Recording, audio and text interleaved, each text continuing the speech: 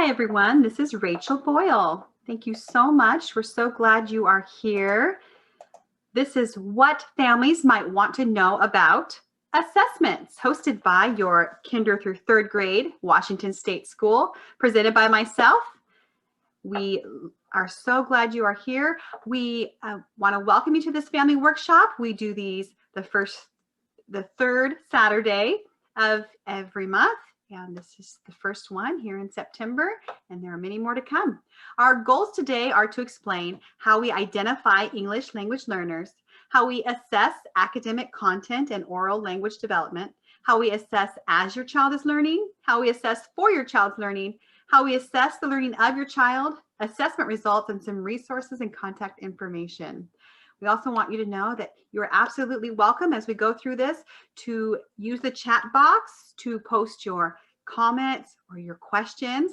And at the end, we'll go over those if there are any. Thank you so much. Identifying English language learners. Why is this important? Assessing which students use a primary language other than English, or assessing which students' English skills are sufficiently lacking or absent as to delay learning is important in providing services. What should you expect? All students who register with a school in Washington State must be asked to identify their primary language. You were provided a home language survey at the time of your child's registration. I've included an example of what that looked like. You probably recognize it. Those children that meet the above criteria, which was have a different language other than English, use a primary language other than English, or have English skills lacking, they will be assessed with the language proficiency screener within 10 days of attendance. Sorry, guys. Students who score at the emerging or progressing level qualify for services. You may waive services by filling out a waiver form. However, the student must continue to be assessed annually with the annual language proficiency assessment until reaching the transitional level. When we talk about academic content oral language development, what we want you to know is your child's academic achievement will be assessed based on standards. Your child will be taught what the standards are and what success looks like. I've included an example of what a learning target wall may look like within your child's classroom. They're going to know what the target is for their learning so that it gives it purpose and meaning. They're going to know what success looks like, be given examples and models of what does good writing look like, what does good reading look like, what does this look like, and how can you accomplish the proficiency level of that. We also have another set of standards called the Language Proficiency Development Standards. Those standards focus on critical language, knowledge about language, and language skills present in the learning standards. These skills are essential for English language learners as they work towards academic success.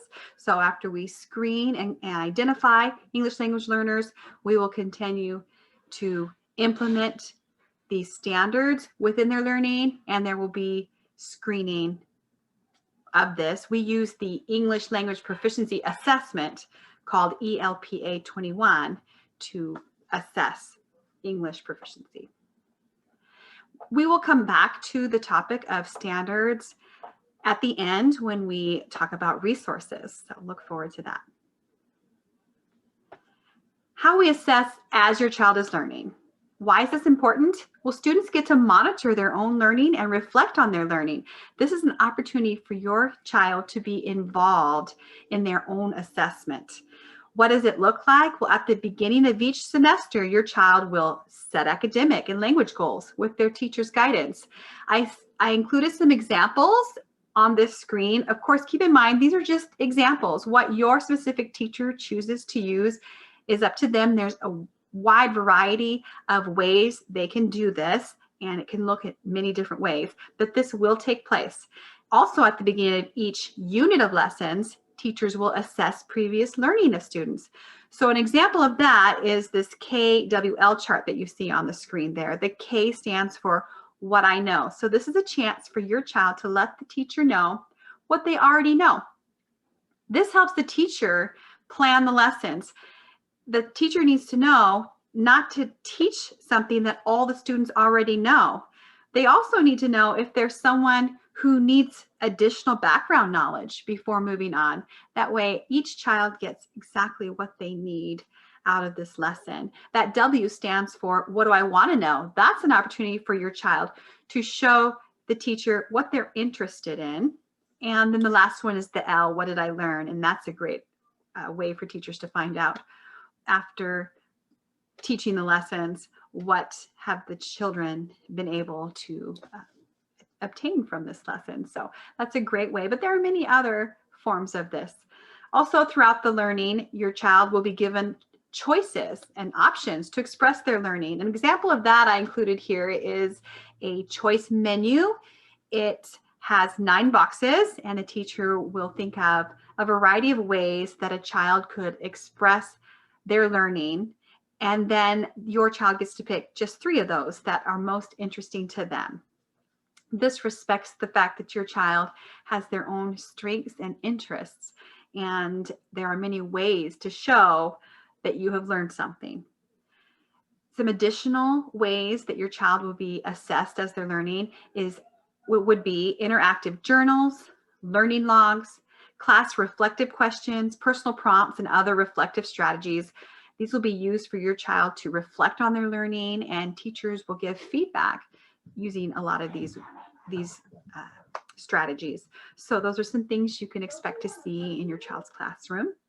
Also, your child's teacher will use rubrics and checklists to guide your child and their work, and they can use those things to assess themselves, or their peers might use them to give feedback. So just think about how it's September, it's the beginning of the year, and you're walking in your child's classroom and you see a lot of bare walls. There's not much right now, but I assure you, as the year goes by, there will be more and more that goes up on the wall. There's going to be more sharing of learning targets and success criteria. There's going to be more anchor charts, as we call them, that KWL, where we're assessing previous learning. You'll also see a lot of vocabulary and literacy to help your child be successful. So definitely just be patient, and you're going to watch your child's classroom come alive with many resources for their learning. How do we assess for your child's learning? Well, first of all, this is important because teachers need to assess the learning, the skills and understanding, and they're going to do it in formal and informal ways during learning to inform their next steps in teaching, as well as to provide your child with useful feedback, and to provide you, the family, with feedback about your child's learning and how you can help and support at home. What does it look like? Well, again, we say the learning targets and success criteria, which are based on standards, will be clearly visible in the classroom for your child to reference. Students will receive feedback to improve their learning and set new goals. And these assessments, these are done daily or weekly in informal ways. And then there's the monthly or quarterly formal assessments. So there's some examples here. Maybe a daily assessment might be your teacher might have an exit ticket assignment each day for the teacher to gain information about what information did your child find most interesting, or what do they remember about today, and just really solidify the learning and assess their learning on a daily basis. There's also weekly ways they can do this. Then, of course, monthly and quarterly, these kinds of assessments will be taking place. There'll be many checklists and rubrics and assignments, and this is all helping the teacher assess for your child's learning. What are they getting out of this lesson? Where should we take this lesson next? Kind of information. Then the last type of assessments that's going to take place are the ones where we are assessing the learning of your child.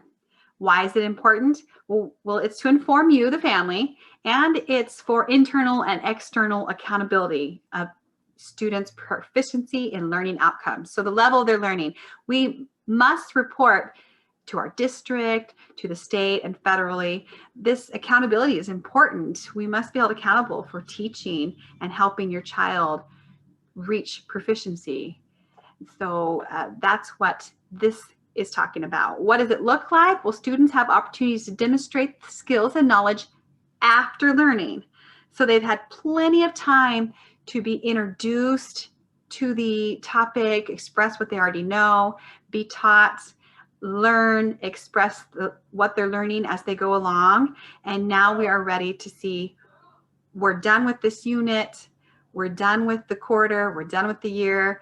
Now we're going to see, what does your child know? This is at the end of lessons, at the end of the quarter, at the end of the year.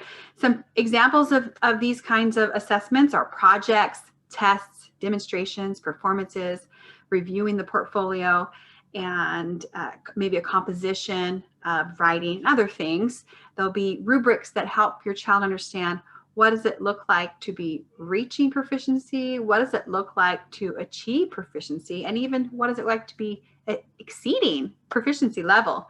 They need that. There's also some more assessment of your child's learning, and that would be state testing.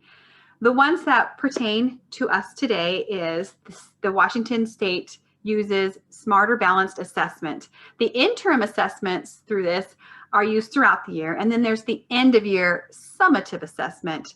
This assesses English language arts and math. Your student will take this state test in grade 3, as well as a few other grades. There's another type of assessment that's used for, it's an alternative to the Smarter Balance.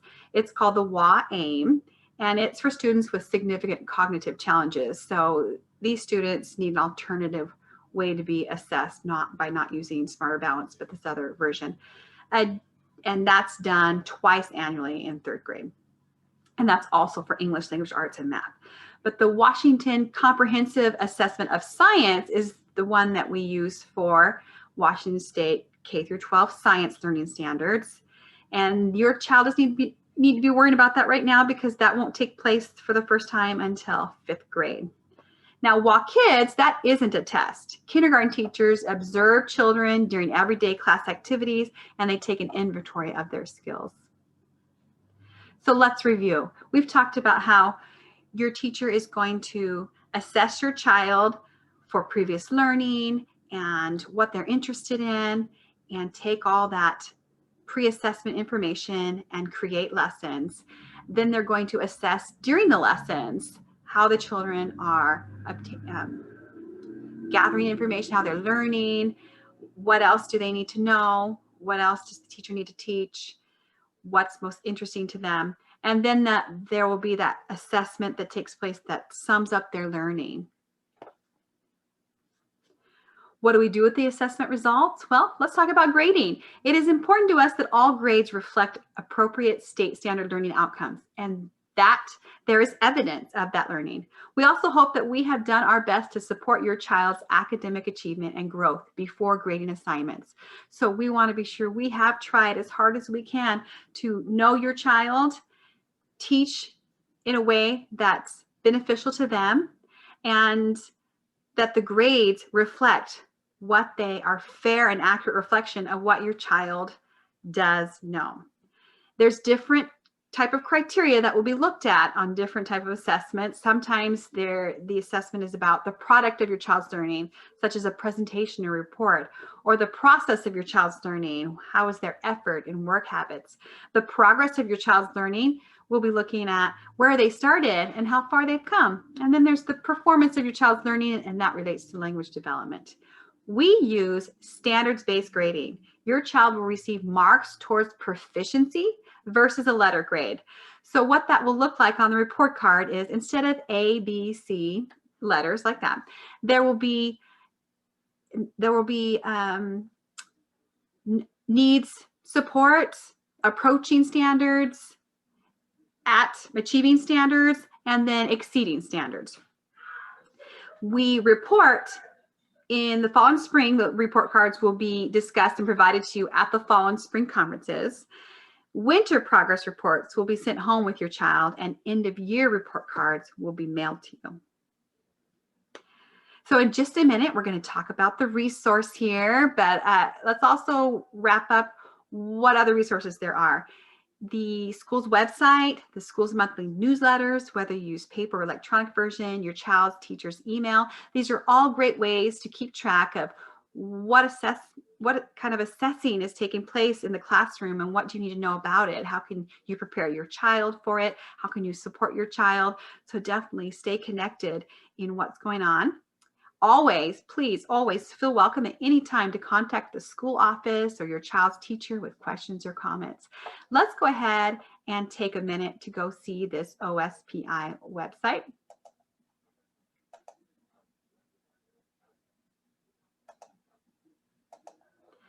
So what I've done is I've just typed in the search bar OSPI, and that will pull up the website www.k12.wa.us. What you may find most interesting about this, while there's a lot of information on here and many other websites will use this resource, let's just head to the Student Success tab and click Testing. Here is where you'll see all the different tests. You can read about them.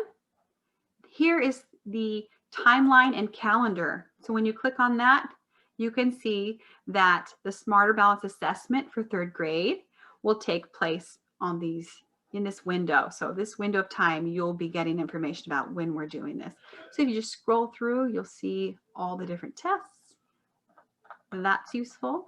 Also, let's go ahead to the standards. We began this workshop talking about state standards and that your child is being assessed based on them. So if we head here, we can find a list of all the different content areas. Your child's going to learn about math and science and social studies and English language arts, all these different content areas. You click on them, you'll find all the state standards, and you can also look for your child's grade level and then see what are the standards for that grade.